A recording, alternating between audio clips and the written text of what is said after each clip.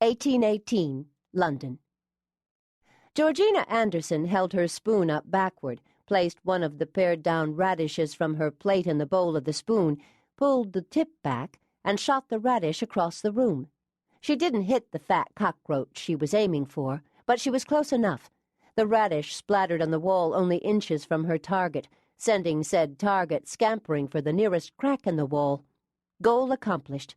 As long as she couldn't see the little beasts, she could pretend she wasn't sharing accommodations with them. She turned back to her half-eaten dinner, stared at the boiled food for a moment, then pushed the plate away with a grimace. What she wouldn't give for one of Hannah's rich 7-course meals right about now. About 12 years as the Andersons' cook, Hannah knew just what pleased each member of the family, and Georgina had been dreaming about her cooking for weeks. Not surprising after a month of shipboard fare. She'd gotten only one good meal since she'd arrived in England 5 days ago, and that was the very night they docked, when Mac had taken her out to a fine restaurant just after they had checked into the Albany Hotel. They'd had to leave the Albany the very next day for much, much cheaper accommodations, but there was nothing else they could do after they returned to the hotel to find all their money missing from their trunks.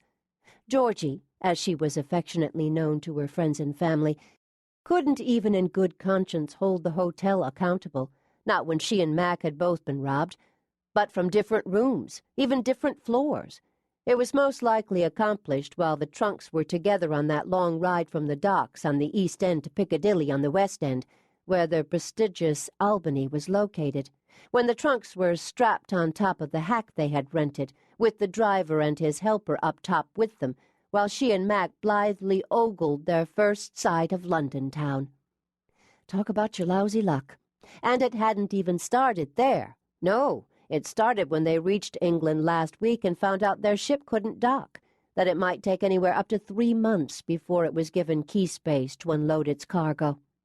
Passengers were more fortunate in that they could be rowed ashore, but they'd still had to wait several days before this was accomplished. She couldn't have been more surprised, however. She had known about the congestion problem on the Thames, a very big problem because ships came in seasonally, all being subject to the same unpredictable winds and weather. Her ship had been one of a dozen from America arriving at the same time. There were hundreds of others from all over the world.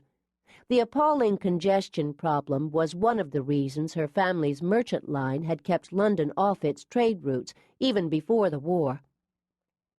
Actually, a Skylark Line ship hadn't been to London since 1807, when England began her blockade of half of Europe in her war with France. The Far Eastern and West Indies trade was just as profitable and far less troublesome for Skylark. Even after her country had settled its differences with England with the signing of a treaty at the tail end of 1814, the Skylark Line stayed clear of the English trade, because the availability of warehousing was still a serious problem. More times than not, perishable cargoes had to be left on quayside, at the mercy of the elements and the thieves who stole 500,000 pounds of goods a year. And if the elements didn't ruin perishable goods, then the coal dust that enveloped the whole port would. It simply wasn't worth the aggravation and loss of profits, not when other trade routes were just as lucrative.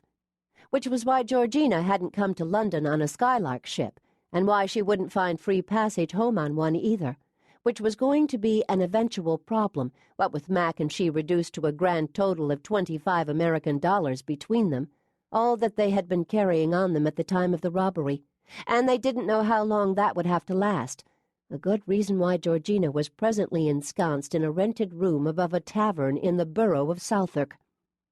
A tavern! If her brothers ever found out, but then they were going to kill her when she got home anyway for sailing without their knowing, while each was off in some other part of the world on his own ship, but more to the point, she'd left without their permission.